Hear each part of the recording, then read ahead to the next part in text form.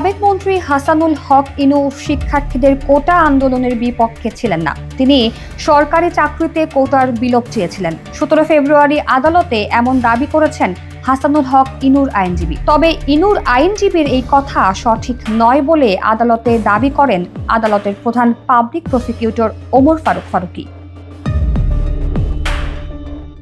এজলাস কক্ষ থেকে হাজতখানায় নেওয়ার পথে সাংবাদিকদের সাথে কথা বলেছেন ইনু নিজেই। এ সময় তার মুখ জুড়ে ছিল বিস্তর হাসি। তার কাছে এক সাংবাদিক জানতে চান, আপনার আইনজীবী বলেছেন আপনি কোটা বিরোধী আন্দোলনের পক্ষে ছিলেন, আপনার বক্তব্য কি?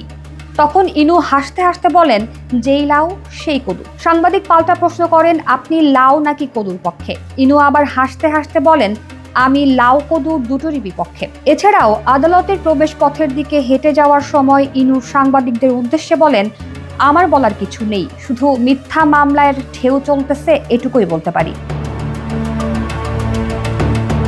আদালতের শুনানিতে মেননের আইনজীবী বলেন, মাননীয় আদালত, আমার মক্কেল 6 বার সংসদ সদস্য ছিলেন।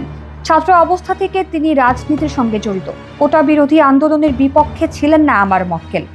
তিনি কোনো ধরনের অপরাধমূলক কর্মকাণ্ডের সঙ্গে জড়িত নন। শুধুমাত্র রাজনৈতিক কারণে তাকে একের পর এক মামলা দেওয়া হচ্ছে, কয়েক দফায় রিমান্ডেও নেওয়া হয়েছে। অন্যদিকে ইনুর আইনজীবী বলেন, মাননীয় আদালত, 1970 সাল থেকে আমার মক্কেল রাজনীতি করে আসছেন। বুয়েটে পড়ার সময় থেকে তিনি নিপীড়িত ও অসহায় মানুষের অধিকার আদায়ের রাজনীতি করে আসছেন। তিনি একজন মুক্তিযোদ্ধাও। ইনু কোটা বিরোধী আন্দোলনের বিপক্ষে ছিলেন না বলে দাবি করেন তার আইনজীবী। তিনি আদালতকে বলেন, কোটা বিরোধী আন্দোলন যখন চলছিল তখন সরকারি চাকরিতে কোটার বিলোপ চেয়েছিলেন তিনি। শুধু আওয়ামী লীগের সঙ্গে জোটে থাকার কারণে তার বিরুদ্ধে একের পর এক মিথ্যা মামলা দেওয়া হচ্ছে। তিনি কোনো ধরনের হত্যাকাণ্ডের সঙ্গে জড়িত নন।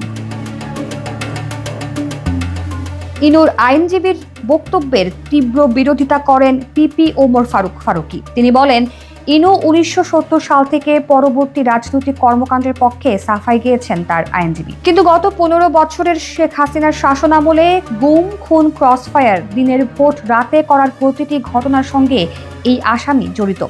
বিগত সরকারের সময় বিরোধী দলের নেতা কর্মীদের বিরুদ্ধে 60 লাখ মিথ্যা মামলা দেওয়া হয়েছে।